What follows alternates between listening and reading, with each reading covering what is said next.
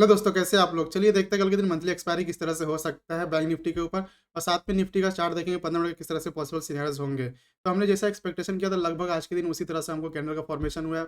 अगर हमारा एक्सपेक्टेशन के हिसाब से मार्केट चलता है तो प्रॉफिट भी बहुत अच्छा हमको देखने को मिलता है।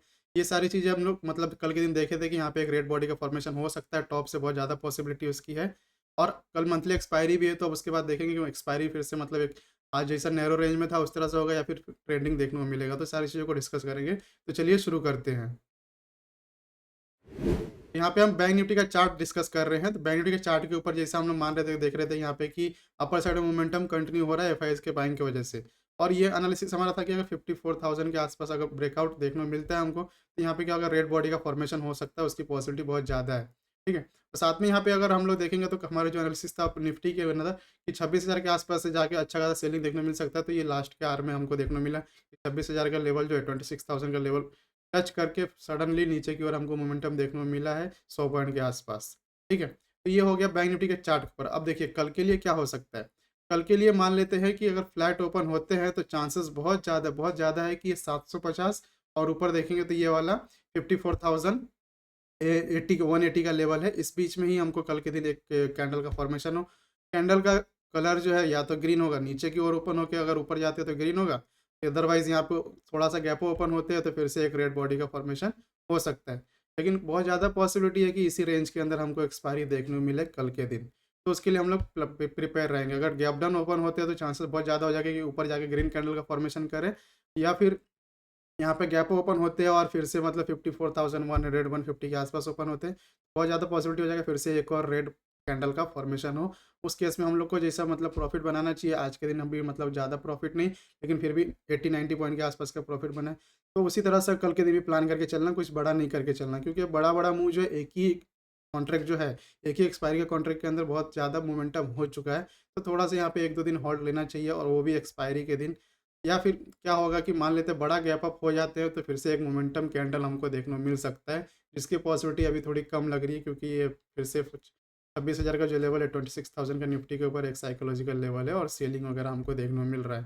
साथ में यहाँ पे अगर इंडिया विक्स को जैसा कि हम लोगों ने देखा था कि कल के दिन अगर राइज़ होता है तो मॉर्निंग के आवर में ये राइज़ था, तो उस हिसाब से हमने मतलब पुट साइड का ट्रेड भी एंट्री भी बनाया, प्रॉफिट भी बनाया है। ठीक है? तो एक बार मैं दिखाता हूँ आप लोगों को टेलीग्राम चैनल पे हमारे किस तरह से शेयर किया था ट्रेड। यहाँ पे देखेंगे फिर निफ्टी का एक्सपायरी था। बहुत अच्छा यहाँ पे ट्रेड मिला है, 20 रुपीज़ के आसपास एंट्री हमारा था, टारगेट 44 का, मतलब लगभग डबल यहाँ पे हमको ट्रेड में प्रॉफिट होता हुआ नज़र आया। ज़्यादा टाइम नहीं लगा, यहाँ पे 20 से 25 मिनट लगा होगा, यहाँ से यहाँ तक आने के लिए, इसको डबल होने के लिए। साथ में स्टॉप लॉस भी हमारा था यहाँ पे 12 रुपये के आसपास। ठीक है? और साथ और दूसरा चीज़ हमारा यहाँ पे अगर ट्रेड देखेंगे बैंक निफ्टी वाला, तो बहुत अच्छा यहाँ पे भी हमको देखने को मिला प्रॉफिट। 250 240 के आसपास एंट्री था यहाँ पे, टारगेट देखेंगे तो 340 100 पॉइंट के आसपास लगभग हमको प्रॉफिट देखने मिला। ठीक है? ये सारी चीज़ों का लिंक जो है आपको डिस्क्रिप्शन में मिल जाएगा, जॉइन कर सकते हैं। अब आगे बढ़ते हैं। आगे 15 मिनट के चार्ट के ऊपर देखते हैं किस तरह से सिनेरियोज़ होंगे बैंक निफ्टी के ऊपर। ये बैंक निफ्टी का 15 मिनट का चार्ट है। 15 मिनट के चार्ट के ऊपर देखिए मार्केट में आज के दिन क्या हुआ है कि यहाँ पे ओपन हुआ, ओपन होते थोड़ा-सा फ्लक्चुएशन था मॉर्निंग के आवर में। तो हम थोड़ा-सा वेट किए, वेट करने के बाद फिर से जैसा कि इंडिया विक्स का हमारा प्लानिंग था कि इंडिया विक्स में राइज़ आ रहा है तो पुट साइड में सेलिंग के लिए आ सकता है मार्केट।